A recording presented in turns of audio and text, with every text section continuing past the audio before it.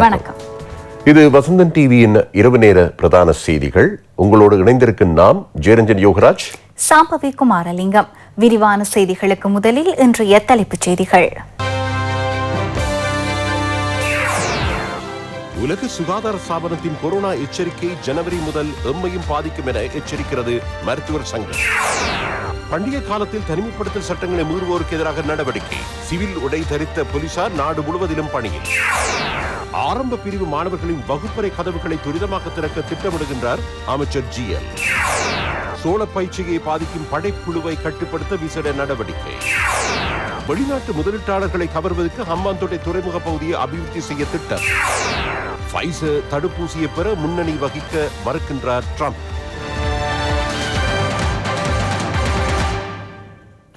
அவை இன்றைய தலைப்புச் செய்திகள். தொடர்பான விரிவான செய்திகள். மேலும் 350 கொரோனா தொற்றாளர்கள் நாட்டில் இனங்காணப்பட்டதாக COVID-19 பரவுவதை தடுக்கும் தேசிய நடவடிக்கை மையம் தெரிவித்துள்ளது. இவர்களுள் 302 பேர் ஏற்கனவே கண்டுபிடிக்கப்பட்ட தொற்றாளர்களுடன் தொடர்பட்டவர்கள் ஆவர். எஞ்சிய 54 பேரும் சிறைச்சாலைகளிலிருந்து கண்டுபிடிக்கப்பட்டதாக ராணுவ தளபதி லெப்டினன்ட் ஜெனரல் ஷவேந்திர சில்வா தெரிவித்தார். இதன் அடிப்படையில் இலங்கையில் கண்டுபிடிக்கப்பட்ட மொத்த கொரோனா தொற்றாளர்களின் எண்ணிக்கை 33,000 தாண்டியுள்ளது. நேற்றைய தினம் அடையாளம் காணப்பட்ட 655 COVID-19 தொற்றாளர்களுள் 650 பேர் உள்ளூரில் அடையாளம் காணப்பட்டவர்கள். ஏனைய 5 பேரும் வெளிநாடுகளிலிருந்து நாடு திரும்பிய இலங்கையர்கள் என COVID-19 பரவுவதை தடுக்கும் தேசிய நடவடிக்கை மையம் தெரிவித்துள்ளது. நேற்றைய தினம் 444 கொரோனா தொற்றாளர்கள் கொழும்பு மாவட்டத்தில் அடையாளம் காணப்பட்டதுடன் இவர்களுள் கூடுதலானோர் பொரளை பகுதியை சேர்ந்தவர்களாவர். அங்கிருந்து 156 பேர் அடையாளம் காணப்பட்டனர். கொம்பனி தெருவிலிருந்து 49 பேரும், மட்டக்குடிய பகுதியிலிருந்து 53 பேரும், அவிசாவிலையிலிருந்து 37 பேரும் அடையாளம் காணப்பட்டனர். ப்ளூமண்டல் மற்றும் கொலன்னாவ பகுதிகளிலிருந்து தலா 18 தொற்றாளர்களும், மருதானை மற்றும் நாவல பகுதியிலிருந்து தலா 15 தொற்றாளர்களும் கண்டுபிடிக்கப்பட்டனர். கம்பா மாவட்டத்திலிருந்து 75 தொற்றாளர்கள் கண்டுபிடிக்கப்பட்டதுடன் இவர்களுள் மாபோல பகுதியிலிருந்து 27 பேரும், மகர பகுதியில் 22 பேரும், வத்தலையில் 10 பேரும், நீர்கொழும்பு மற்றும் கம்பக பகுதியிலிருந்து தலா 4 பேரும், ஹெந்தல மற்றும் பமுனுகம பகுதியிலிருந்து தலா 3 தொற்றாளர்களும் கண்டுபிடிக்கப்பட்டனர். அம்பாறை மாவட்டத்திலிருந்து 41 தொற்றாளர்கள் நேற்றைய தினம் கண்டுபிடிக்கப்பட்டுள்ளனர். குருணாகலையில் 22 கொரோனா தொற்றாளர்கள் கண்டுபிடிக்கப்பட்டனர். பதிவை உறுதிப்படுத்தாத 27 பேர் நேற்றைய தினம் கண்டுபிடிக்கப்பட்டுள்ளனர். மினுவங்குட ஆடை தொழிற்சாலை பாரியகுட மீன் சந்தையை அண்டிய கொரோனா கொத்தனையிலிருந்து 29,148 பேர் கண்டுபிடிக்கப்பட்டுள்ளனர். இலங்கையில் இதுவரை 32,790 தொற்றாளர்கள் கண்டுபிடிக்கப்பட்டதுடன் 8,329 பேர் வைத்தியசாலைகளில் சிகிச்சை பெற்று வருகின்றனர். மேலும் 516 பேர் குணமடைந்து வைத்தியசாலைகளிலிருந்து வெளியேறியதை தொடர்ந்து மொத்தம் 24,309 பேர் குணமடைந்துள்ளனர். இதே நேரம் 3 தொற்றாளர்கள் கடந்த 12ஆம் தேதி உயிரிழந்தமையை தொடர்ந்து கொரோனா மரண எண்ணிக்கை 152ஆக அதிகரித்துள்ளது. கொழும்பு 10ஐ சேர்ந்த 62 வயதுடைய பெண் ஒருவர் முள்ளேரியா வைத்தியசாலையில் மரணித்துள்ளார். வத்தலை பகுதி பெண் ஒருவர் IDH வைத்தியசாலையில் மரணித்ததுடன் மாத்தலை பகுதியைச் சேர்ந்த ஒருவர் அனுராதபுரம் வைத்தியசாலையில் மரணித்துள்ளார்.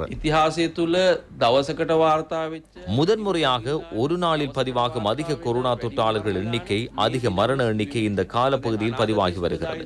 எதிர்காலம் சிறந்ததா என கேட்டால் இல்லை என்றே பதில் கூற வேண்டும். இந்த நிலைமை ஜனவரி மாதம் வரை மேலும் அதிகரிக்கக்கூடும் என உலக சுகாதார அமைப்பு எச்சரிக்கை விடுத்துள்ளது. உலகத்தில் அடையாளம் காணப்படும் தொற்றாளர்களோடு ஒப்பிடும் போது இலங்கையிலும் அதற்கு இணைவாக தொற்றாளர்கள் வேகமாக அடையாளம் காணப்பட்டு வருகின்றனர். கடந்த வாரத்தில்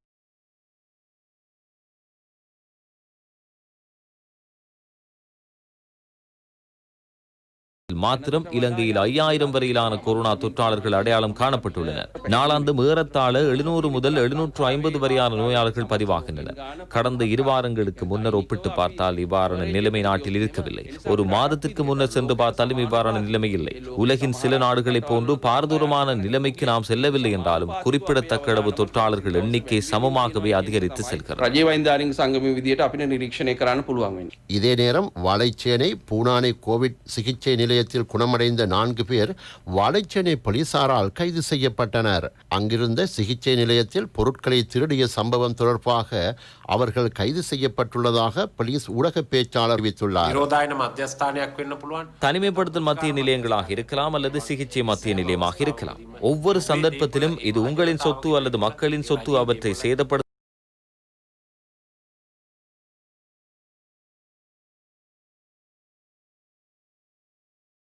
முயற்சிக்கப்படும்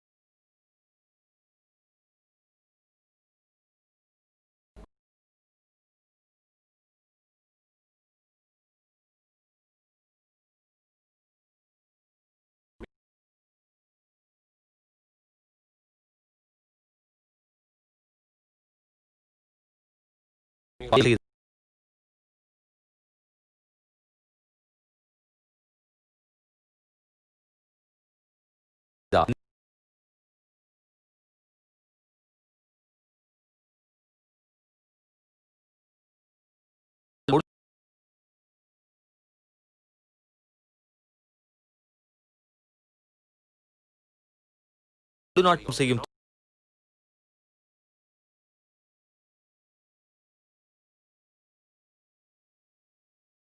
செய்யலாம்.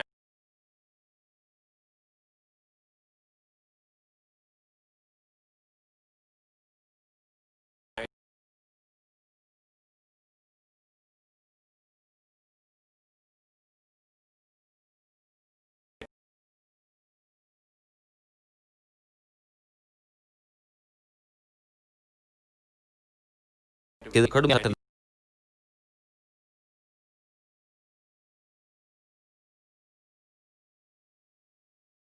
நடவடிக்கை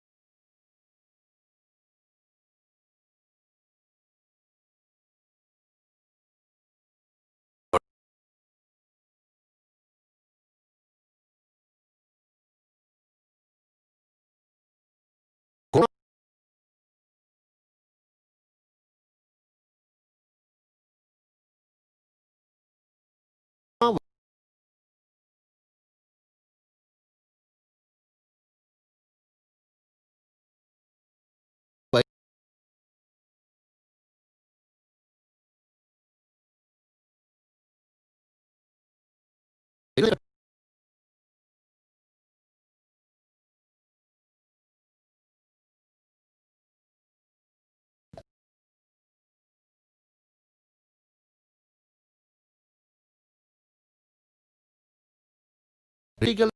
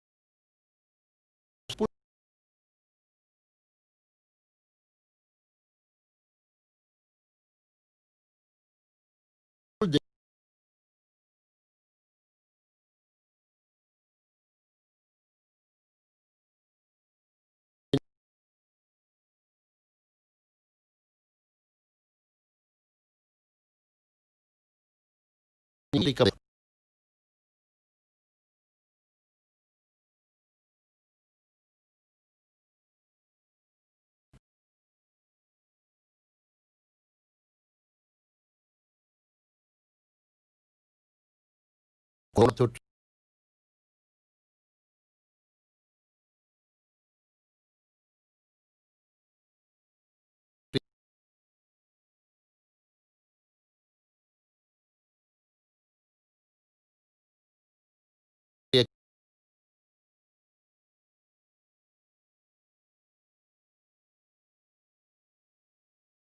கைதிகள்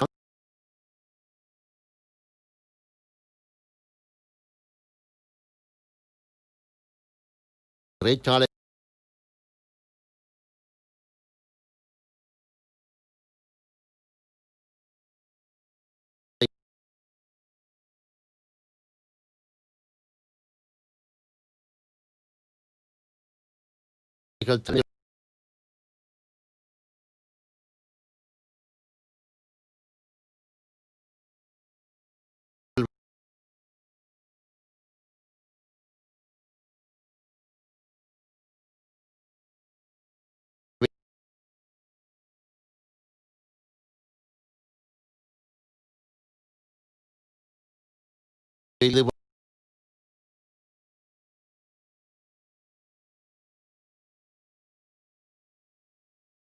வழங்கல்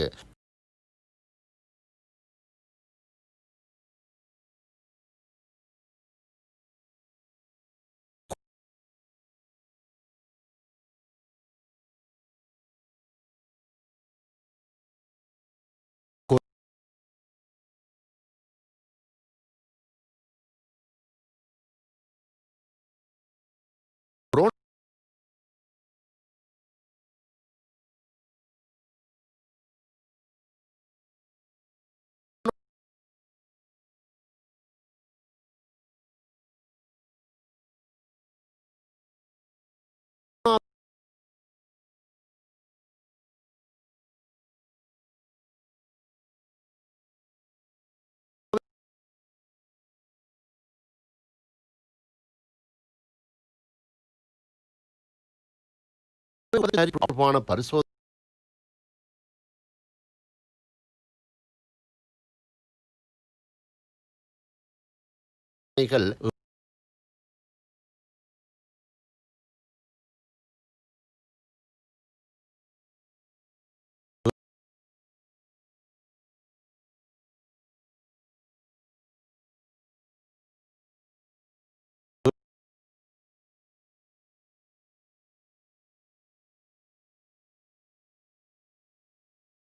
பேர்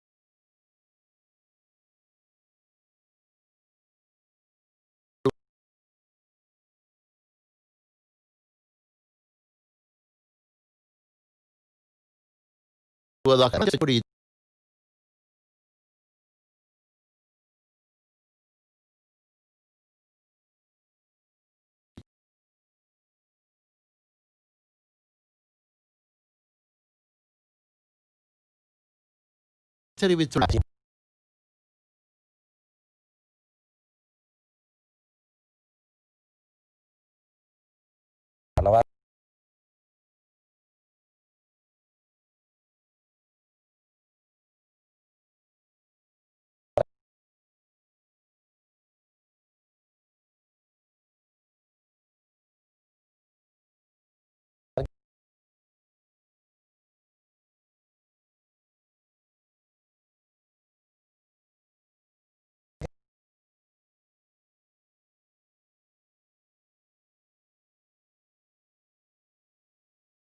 அல்லது உணவாக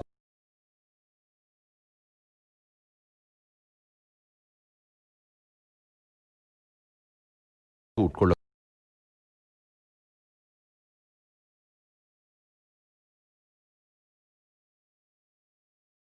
பல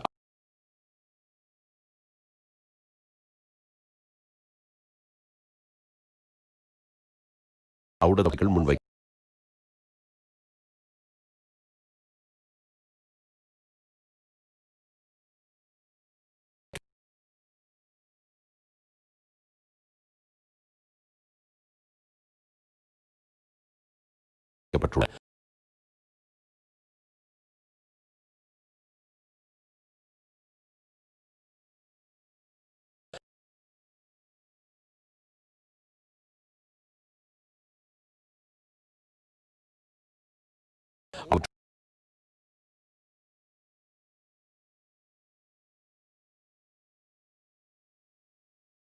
மிகச்சிறந்த எடுப்பதே எமது பொறுப்பு.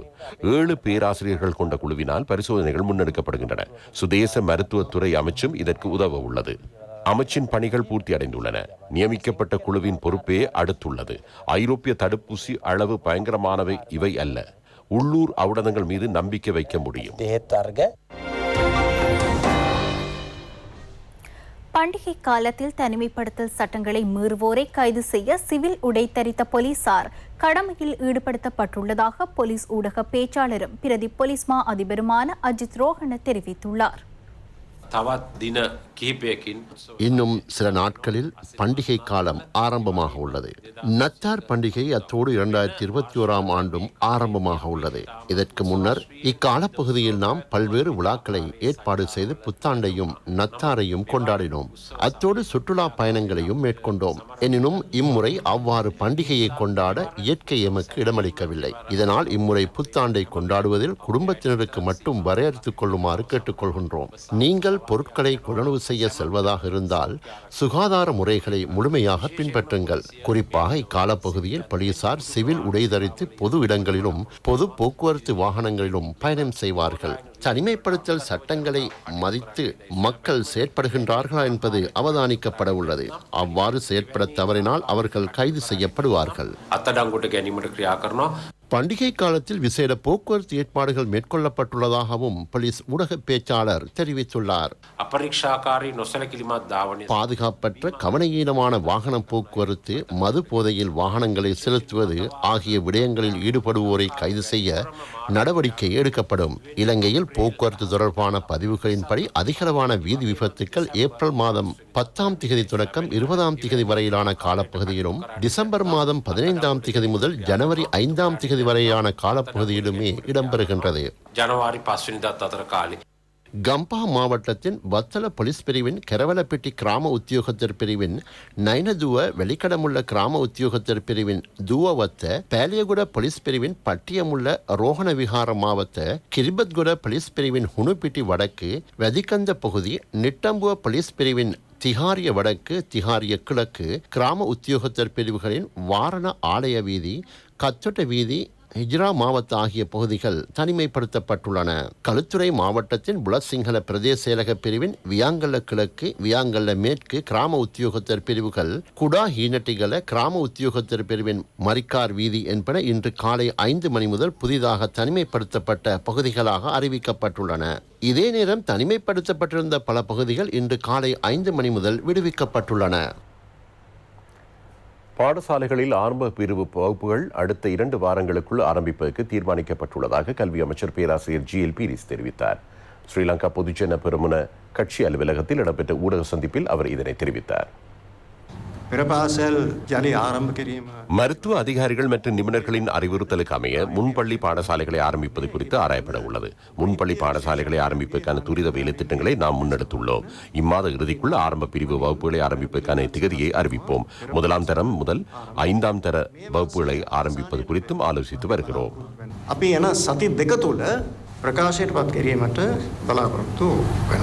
இதே நேரம் கண்டி நகர எல்லையில் மூடப்பட்டிருந்த பாடசாலைகள் இன்று மீண்டும் திறக்கப்பட்டன. எனினும் மாணவர்களின் வருகை மிக குறைந்த மட்டத்தில் காணப்பட்டதாக எமது செய்தியாளர்கள் தெரிவிக்கின்றனர். எனினும் ஆசிரியர்களின் வரவு கணிசமான அளவு காணப்பட்டது.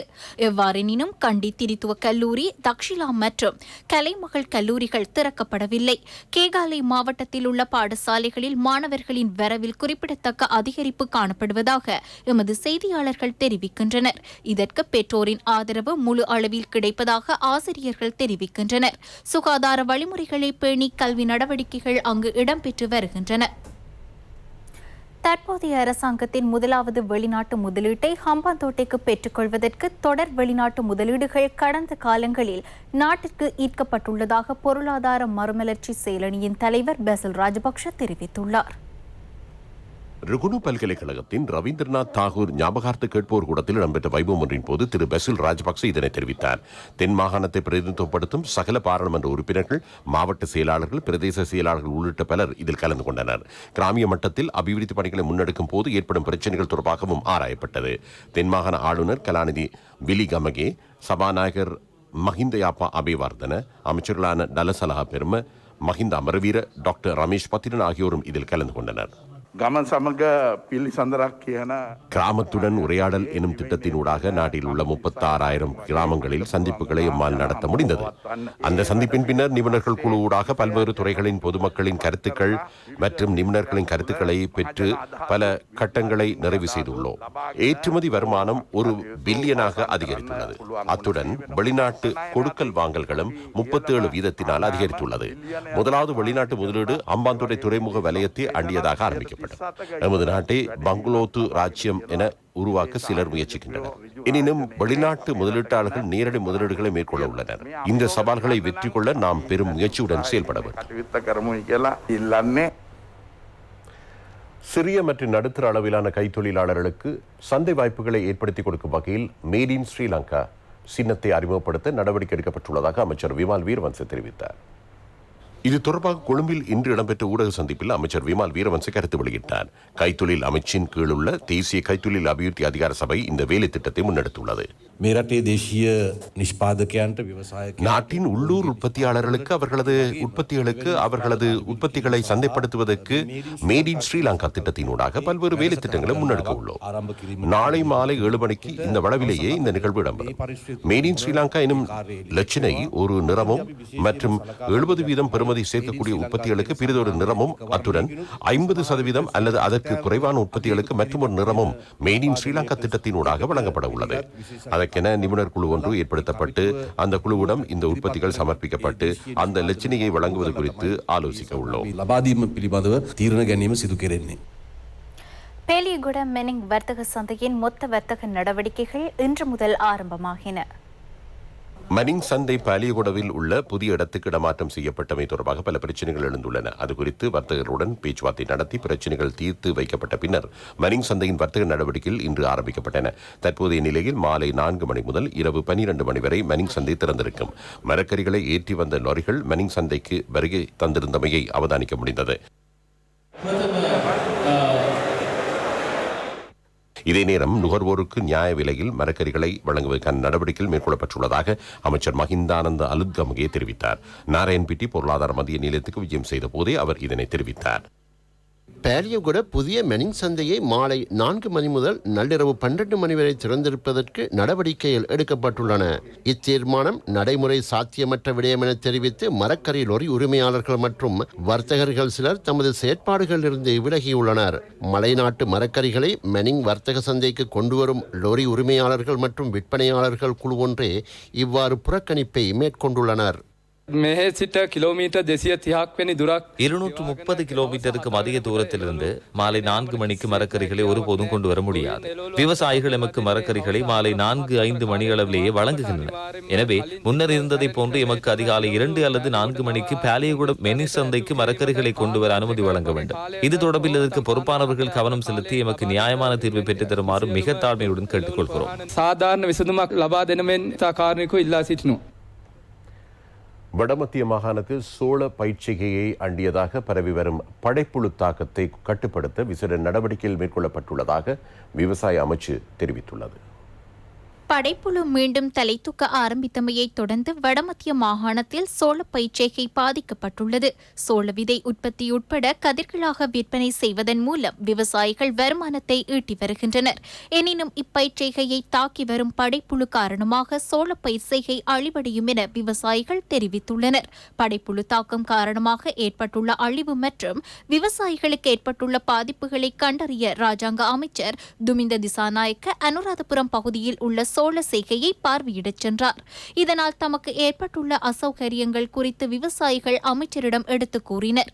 இதே நேரம் படைப்புழு தாக்கத்தை கண்டறிய அதிகாரிகள் குழு ஒன்று அப்பகுதிக்கு அனுப்பி வைக்கப்பட்டுள்ளதாக விவசாய அமைச்சு தெரிவிக்கின்றது. படைப்புழு தாக்கம் அதிகரித்து வருகிறது. இந்த சேதம் பாரிய சேதமாக மாறுவதற்கு முன்னர் விவசாயிகளும் விவசாய திணைக்களமும் இணைந்து தீர்வினை தேட வேண்டும். படைப்புழு தாக்கத்தை கட்டுப்படுத்த விவசாய அமைச்சும் நடவடிக்கை எடுக்கும். விவசாயிகளும் இதனை ஓரளவு கட்டுப்படுத்தி வருகின்றனர். இதற்கு வெற்றிகரமாக முகம் கொடுத்து விவசாயிகளை பாதுகாக்க வேண்டும். இப்பிரச்சினைக்கு துரித தீர்வு பெற்றுத் தருவதாக விவசாய அமைச்சர் மஹிந்தானந்தா அலுத்கமகே தெரிவித்துள்ளார். விவசாய திணைக்கள அதிகாரிகள் அம்பாறை மற்றும் முனராகலை ஆகிய மாவட்டங்களுக்கு சென்றுள்ளனர். படைப்புழு தாக்கம் காணப்படும் பகுதிகளுக்கு சென்று அவற்றை கட்டுப்படுத்துவதற்கான நடவடிக்கைகளும் மேற்கொள்ளப்பட்டுள்ளன. விவசாயிகள் எவருக்கேனும் அநீதி ஏற்பட்டிருந்தால் அவர்களுக்கு நஷ்டஈடு வழங்கவும் தயாராகும். மிக தெளிவான விதத்தில் எரிகல் பொழிவினை நேற்றைய தினம் பார்க்க முடிந்ததென ஆதர் சிக்லாக் மத்திய நிலையம் தெரிவிக்கின்றது.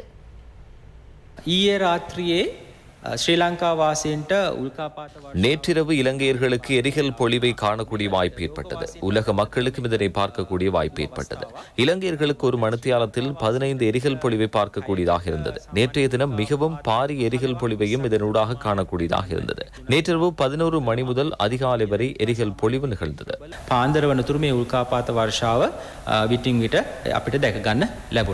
ஒவ்வொரு வருடமும் டிசம்பர் மாதம் 4ஆம் தேதி முதல் 17ஆம் தேதி வரையான காலப்பகுதிக்குள் இவ்வாறான எரிகல் பொழிவை காண முடியும். ஜெமினி எனப்படும் குறித்த எரிகல் பொழிவின் உச்சகட்டத்தை நேற்றைய தினம் காணக்கூடியதாக இருந்தது. இன்று இரவும் எரிகல் பொழிவை கிழக்கு வான்பரப்பில் நள்ளிரவு மற்றும் அதிகாலை பொழுதில் மீண்டும் காண முடியும். இதனை வெற்று கண்களால் காண முடியும் என்பதோடு தொலைக்காட்டிகள் உள்ளிட்ட வானியல் கருவிகள் தேவையில்லை. இன்றும் நாளையும் எரிகல் இருந்த போதிலும் அதன் அளவு சற்று குறைவடையும். எரிகல் பொழிவானது வெள்ளை, பச்சை, நீலம் மற்றும் சிவப்பு நிறங்களில் காணக்கூடிய இருக்கும். மாதிவெல மேற்கு நகர விவசாய கைத்தொழில் மற்றும் சுற்றாடல் அபிவிருத்தி திட்டம் பிரதமர் மஹிந்த ராஜபக்ச தலைமையில் பொதுமக்கள் பயன்பாட்டுக்கு கையளிக்கப்பட உள்ளது. சுபீட்சத்தின் நோக்க விஞ்ஞாபனத்திற்கு ஏற்ப இவ் அபிவிருத்தி திட்டம் முன்னெடுக்கப்படவுள்ளது. 23 ஏக்கர் பகுதியில் நிர்மாணிக்கப்பட்டுள்ள இத்திட்டத்தின் கீழ் 1.5 கிலோமீட்டர் தேக அபியாச நடைபாதையும் சைக்கிள் மருங்கும் சிறுவர் பூங்காவும் 8 பிரிவுகளை கொண்ட திறந்தவெளி தேக அபியாச பிரிவும் சமகாலத்தில் 40 வாகனங்களை நிறுத்தக்கூடிய வாகன தரிப்பிட வசதியும் விவசாய நடவடிக்கைகளுக்கு என நீரை பெற்றுக் கொள்ளக்கூடிய வகையில் 2 சிறிய குளங்களும் நிர்மாணிக்கப்பட்டுள்ளன. நகர அபிவிருத்தி வீடமைப்பு அமைச்சினால் இத்திட்டம் முன்னெடுக்கப்பட்டுள்ளது. சங்கைக்குரிய நெதர்லாந்தின் ஜினவங்ச தேரரின் மறைவு தொடர்பாக விசாரணைகள் ஆரம்பிக்கப்பட்டுள்ளதுடன் 2 கால்களும் கட்டப்பட்ட நிலையில் மர்மமான முறையில் ரத்கம ஏரியில் மிதந்து கொண்டிருந்த போது அவரின் சடலம் கண்டெடுக்கப்பட்டது. 100க்கும் மேற்பட்ட போலீசார் பல முனைகளில் விசாரணைகளில் ஈடுபட்டுள்ளனர். குற்றப்புலனாய்வு திணைக்களம், போலீஸ் புலனாய்வு பிரிவு, மோப்ப நாய்கள் பிரிவு, போலீஸ் படகு பிரிவு, விசேட ஸ்தல குற்றச்செயல் கண்காணிப்பு பிரிவு மற்றும் போலீஸ் திணைக்களத்தின் பல பிரிவுகளின் பங்களிப்புடன் விசாரணைகள் முன்னெடுக்கப்பட்டுள்ளன. வெள்ளையின சங்கைக்குரிய நெதர்லாந்தின் ஜினவங்ச தேரரின் மறைவு குறித்து அரசு விசேட கவனம் செலுத்தியுள்ளது. பிரதமர் மஹிந்த ராஜபக்ஷ போலீஸ் மா அதிபர் CD விக்ரமரட்னவிற்கு விடுத்த உத்தரவின் பேரில் விசேட பரிசோதனைகள் இடம்பெறுகின்றன. போலீஸ் மா அதிபரின் பணிப்புரைக்கு அமைய ரத்கம கடுதம்பே பகுதிக்கு சென்ற போலீஸ் குழுக்கள் சங்கைக்குரிய ஜினவங்ச தேரர் வசித்து வந்த பொல்கஸ்துவ ஆசிரமத்திற்கு சென்று பரிசோதனைகளை ஆரம்பித்துள்ளனர். அவரது சடலம் கண்டெடுக்கப்பட்ட ரத்கம ஏரிக்கு படகு மூலம் சென்று போலீசார் விசாரணைகளை மேற்கொண்டனர். பூதவுடல் தொடர்பான மேலதிக மரண விசாரணைகள் கராபிட்டிய வைத்தியசாலையில் இடம்பெற்றதுடன் அவரது மறைவு தொடர்பாக பகிரங்க தீர்ப்பு வழங்கப்படவுள்ளது. ஹட்டன் டிகோயா நுண்கலை கல்லூரியின் நீண்டகால குடிநீர் பிரச்சினைக்கு தீர்வு கிடைத்துள்ளது. ஹட்டன் கல்வி வலயத்திற்குட்பட்ட டிகோயா நுண்கலை கல்லூரியில் நிர்மாணிக்கப்பட்ட குடிநீர் திட்டம் ஆரம்பித்து வைக்கப்பட்டது. ஹட்டன் வலய கல்வி பணிப்பாளர் பி ஸ்ரீதரன் பிரதம அதிதியாக கலந்து கொண்டு சுகாதார வழிமுறைகளுக்கு அமைவாக இதனை ஆரம்பித்து வைத்தார். இதற்காக சுமார் 8 லட்சம் ரூபாய் செலவிடப்பட்டுள்ளது. குறித்த கல்லூரியில் நீண்ட காலமாக குடிநீர் பிரச்சினை இருந்து வந்துள்ளது. பாடசாலைக்கு தேவையான குடிநீரை சுமார் 4 கிலோமீட்டர் தொலைவில் உள்ள திறந்தவெளி ஓடையில் இருந்து பாதுகாப்பற்ற நிலையிலேயே மாணவர்களுக்கு வழங்க வந்தது. காட்டுப்பன்றிகளின் மலம், ஏனைய மிருக எச்சங்கள் இந்த நீரில் கலந்த நிலையில் மாணவர்கள் பருக வேண்டிய நிலையில் இருந்து வந்தது. இந்நிலையில் மாணவர்கள் பெரும் சிரமங்களுக்கு முகம் கொடுத்து வந்தனர். தற்போது குழாய் கிணறு அமைக்கப்பட்டு குறித்த பாடசாலையின் குடிநீர் பிரச்சினைக்கு நிரந்தர தீர்வு பெற்றுக் கொடுக்கப்பட்டுள்ளது. பாடசாலை அதிபர் மூக்கு பிள்ளை மூவேந்தன் தலைமையில் இந்நிகழ்வு இடம்பெற்றது. மாணவர்களின் கலை கலாசார நிகழ்வுகளும் இடம்பெற்றன. IMOH நிறுவன முகாமையாளர் கந்தையா விக்னேஸ்வரன் உள்ளிட்ட பலர் அங்கு பிரசன்னமாகியிருந்தனர். குற்றச்செயல்களில் ஈடுபட்டு வந்த கும்பலின் உறுப்பினரான ரமேஷ் பிரியஜனக எனப்படும் மன்னா ரமேஷ் கைது செய்யப்பட்டுள்ளார். இதே நேரம் அங்கோட லொக்கா மற்றும் சொல்டா எனும் குற்றச்செயல்களில் ஈடுபட்ட நபர்களுக்கு ஆயுதம் வழங்கிய உதார நிரஞ்சன என்பவரும் விசேட அதிரடிப்படையினரால் கைது செய்யப்பட்டுள்ளார். அவிசாவளை குருகல்ல பகுதியில் மேற்கொள்ளப்பட்ட சுற்றி வளைப்பில் திட்டமிட்ட குற்ற செயல்களில் ஈடுபடும் குழுவின் உறுப்பினரான மன்னா ரமேஷ் என்பவர் கைது செய்யப்பட்டார். அவரிடமிருந்து சட்டவிரோத துப்பாக்கி, கைக்குண்டு உள்ளிட்ட சட்டவிரோத பொருட்கள் பல கைப்பற்றப்பட்டுள்ளன. இதேவேளை திட்டமிட்ட குற்ற செயலில் ஈடுபடும் குழுவின் உறுப்பினரான அங்குட லொக்கா மற்றும் சொல்டா ஆகியோருக்கு ஆயுதங்களை விநியோகித்த நபர் ஒருவர் முல்லேரியா சிறி பரக்கும் மாவட்டத்தில் வைத்து கைது செய்யப்பட்டார். அவரிடமிருந்து இலங்கையில் தயாரிக்கப்பட்ட 2 துப்பாக்கிகள், T56 ரக துப்பாக்கிக்கான 18 ரவைகள் என்பன கண்டுபிடிக்கப்பட்டன. கைக்குண்டு வைத்திருந்த குற்றச்சாட்டு உள்ளிட்ட மேலும் பல குற்றச்சாட்டுகள் தொடர்பில் இந்த நபர் இதற்கு முன்னர் நீதிமன்றத்தினால் குற்றவாளியாக அறிவிக்கப்பட்டவர் என தெரிய வந்துள்ளது. சட்டவிரோதமாக கொழும்பு துறைமுகத்தினூடாக இலங்கைக்கு எடுத்து வரப்பட்ட ஒரு தொகை மஞ்சள் சுங்கப் பிரிவினரால் பொறுப்பேற்கப்பட்டுள்ளது.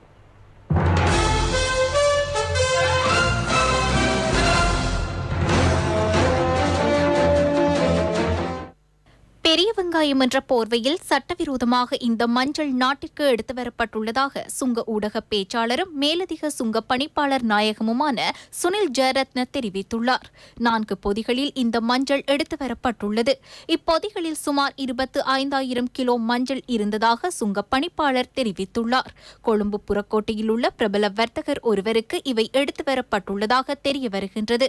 இந்த 4 கொள்கலன்களும் ஒரு குடவத்த கிரேலைன் பொதியிடும் பிரிவிற்கு எடுத்துச் செல்லப்பட்டுள்ளது.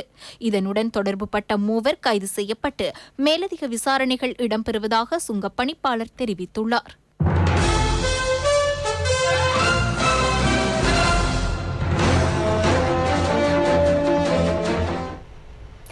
மேலும் சில செய்திகளின் தொகுப்பு அடுத்து.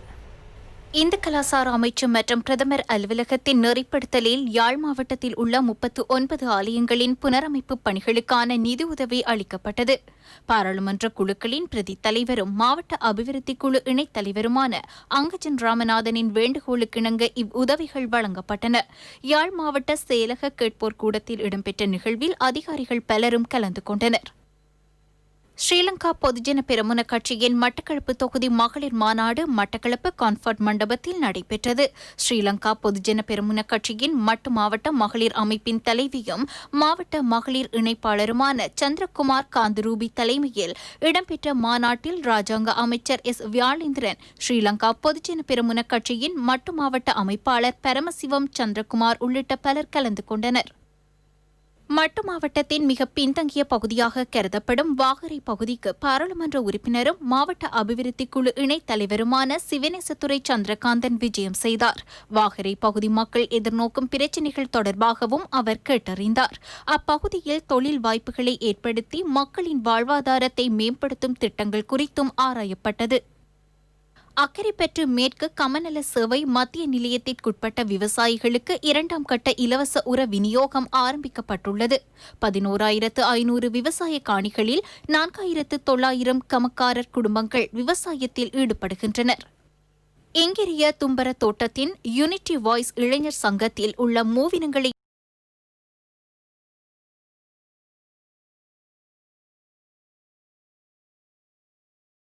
சேர்ந்த மக்களின் பிள்ளைகளின் கல்வி வளர்ச்சிக்காக பாடசாலை உபகரணங்கள் வழங்கும் வைபவம் தும்பர தமிழ் மகா வித்தியாலயத்தில் இடம்பெற்றது. இலங்கை தொழிலாளர் காங்கிரஸ் ஊடக செயலாளர் தேவதாஸ் சவரிமுத்துவினால் இவை வழங்கப்பட்டன.